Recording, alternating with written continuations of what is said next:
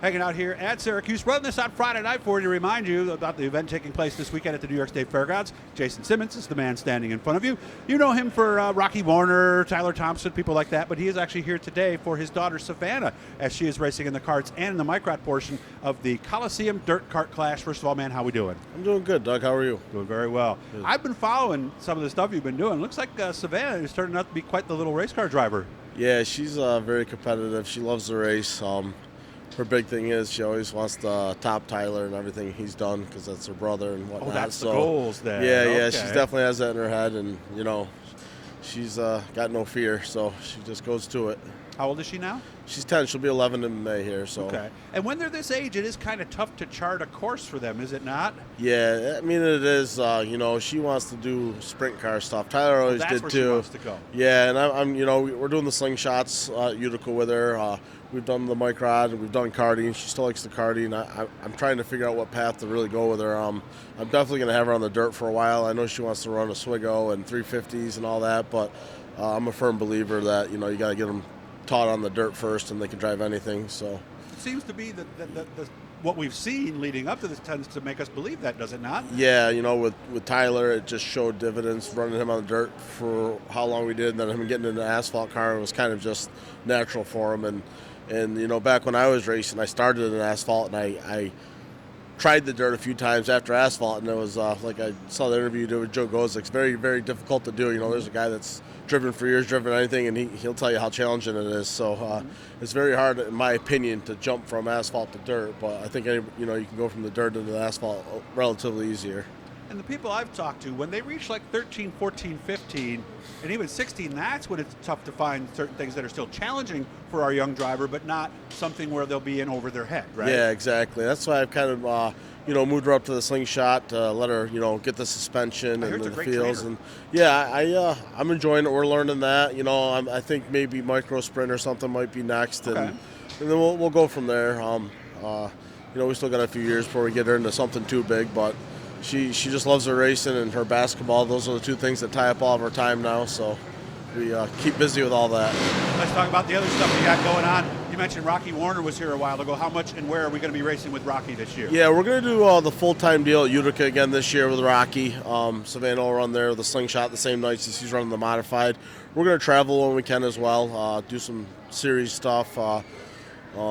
He headed Outlaw tonight to run there with the other car, and he's driving for Tad full-time at Fonda. So, that's why I saw Tad's hauler just leave. He had Tad. He had Tad's truck and trailer, and he's headed down with our cars. So he'll do a little bit of traveling for myself and Utica full-time. Then I think he's just doing the Fonda deal with Tad. But we'll run, how our schedules allow and time, and and have fun with it, how we always do. How about your son Tyler? Yeah, Tyler. I think we'll see him back at the Swigo.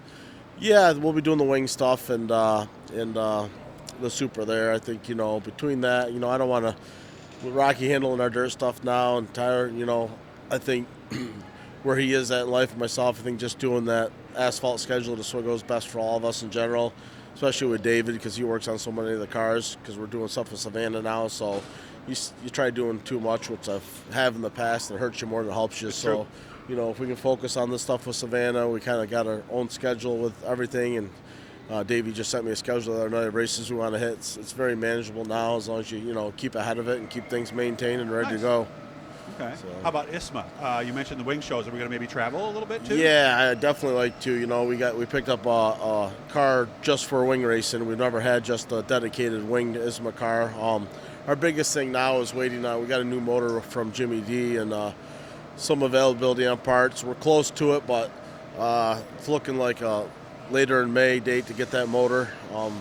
So it might be a little late start with the wing stuff for us, but like I said, the car's completely redone, rebuilt. The motor's new. I mean, we're really looking to put a good assault on the wing racing this year. Are there some shows outside of Oswego that you're looking to make? Oh, definitely. I love Oswego. It's in our backyard, but anything that allows with my schedule, not even really much me. The guys don't need me to go racing, but with Tyler's work schedule and other stuff like that, I think we'll definitely do Sandusky and get out to Ohio a couple times, hit some of these other wing deals, start at the end of the year. And so I got to really sit back and look at the schedule, but there's always a good amount of wing racing between ISMA, MSS, and other things going on there. We're definitely like to travel and go hit.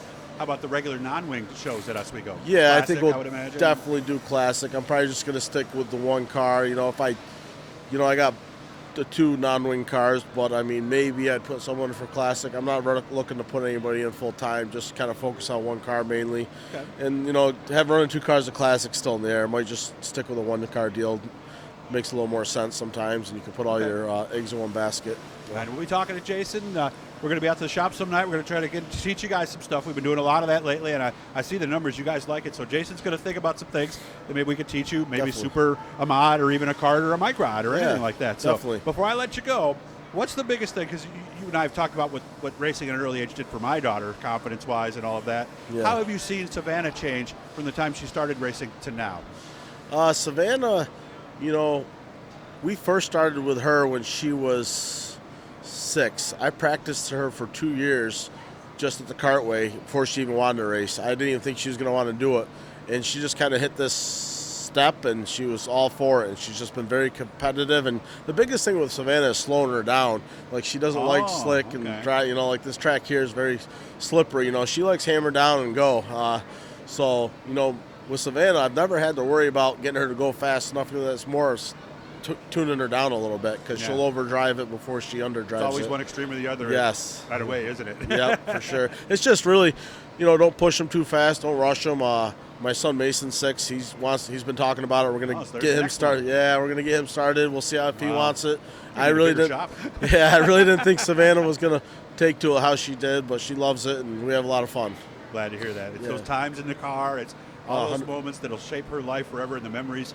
100%. That's what it's all about. Honestly, with me, I tell people all the time, the most fun in racing is doing it with your kids coming up, growing. Once you get, up older and out into the big leagues, I call it, it's a lot more pressure on you as a car owner, them as a driver. Yeah. It's all about coming up, I guess, through the ranks, watching them develop, and get to that point. Good to see you again. Yeah, good I'll to see you again soon. Thank you. Hit the Blue E, guys. Let you know every time we're doing something cool. Hope you have a great night, and you're here tomorrow as well. Yes, we'll be here. Very good. We'll see you later. Thank you.